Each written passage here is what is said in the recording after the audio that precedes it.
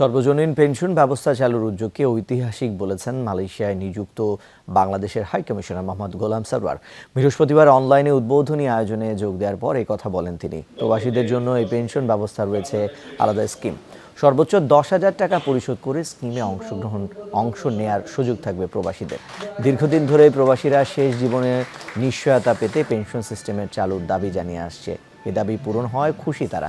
প্রাথমিক পর্যায়ে প্রবাস, প্রগতি, সুরক্ষা, সমতা এই 4টি স্কিম নিয়ে চালু হয়েছে সর্বজনীন পেনশন। যুগান্তকারী উদ্যোগ আমাদের মাননীয় প্রধানমন্ত্রী গ্রহণ করেছেন। এর মাধ্যমে প্রবাসে বসবাসরত লক্ষ কোটি বাংলাদেশিরা যারা ইতিপূর্বে দীর্ঘদিন বিদেশে কার্যক্রম শেষ করে দেশে গেলে তাদের যে আর্থিক একটা দুশ্চিন্তায় থাকতো সেটি মুক্ত হবে। আমাদের মাননীয় প্রধানমন্ত্রী যে আমাদের একটা প্রবাসীদের জন্য একটা পেনশন চালু করছে, এটা ভবিষ্যতের জন্য অনেক একটা উপকার আসবে।